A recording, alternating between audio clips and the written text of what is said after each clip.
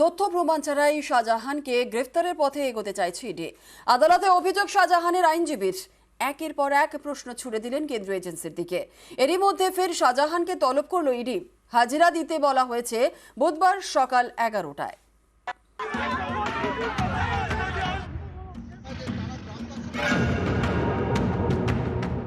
5ই জানুয়ারি ration দুর্নীতির তদন্তে শেখ শাহজাহানের বাড়িতে যায় ইডি। সেদিন সন্দেশখালীতে তুলকালাম হয়। তারপর থেকেই বেপাত্তা সন্দেশখালীর বেতাজ বাদশা। ইডির তলবেও হাজিরা দেননি। এবার সেই ইডির বিরুদ্ধেই আদালতে একের পর এক প্রশ্ন তুললেন শাহজাহানের আইনজীবী। আগাম জামিনের শুনানিতে শনিবার শাহজাহানের আইনজীবী বলেন, তথ্য প্রমাণ ছাড়াই গ্রেফতারের পথে এগোতে চাইছে ইডি। তথ্য প্রমাণ ছাড়াই প্রিভেনশন অফ মানি লন্ডারিং অ্যাক্টে তাঁকে ফাঁসানোর চক্রান্ত চলছে। রেশন দুর্নীতির তদন্তে শাহজাহানের যদি নাম এসে থাকে, তাহলে তাঁকে কেন জিজ্ঞাসাবাদের জন্য ডাকেনি ইডি? কেন পিএমএল অ্যাক্টের 50 নম্বর ধারা মেনে নোটিশ পাঠায়নি? জিজ্ঞাসাবাদ না করেই কিসের ভিত্তিতে শাহজাহানের বাড়িতে 5ই জানুয়ারি অভিযানে গেল ইডি? ডিসেম্বর মাসে শাহজাহানের নাম পায় কেন্দ্রীয় তদন্তকারী সংস্থা। একবারও তাঁকে তলব করা হলো না। 5ই জানুয়ারি সরাসরি অভিযান। এতেই বোঝা যাচ্ছে কি পরিকল্পনা থাকতে পারে ইডির। 5ই জানুয়ারির পর ফের 24শে জানুয়ারি ইডির অভিযান। কেন এর মাঝে নোটিশ দিয়ে ডাকেনি ইডি? শাহজাহান রাজনৈতিক ব্যক্তি, তাকে গ্রেপ্তার করার পরিকল্পনা করে এসব করছে তদন্তকারী সংস্থা।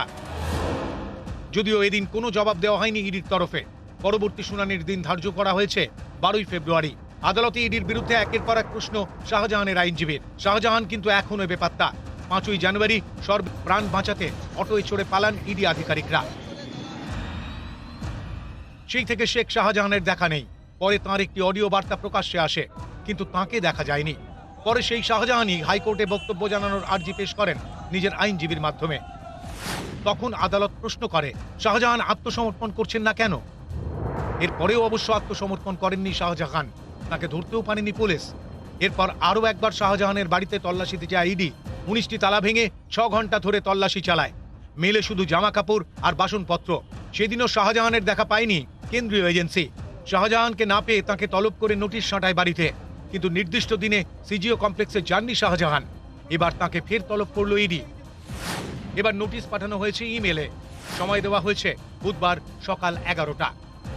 নিউজ 18 বাংলা।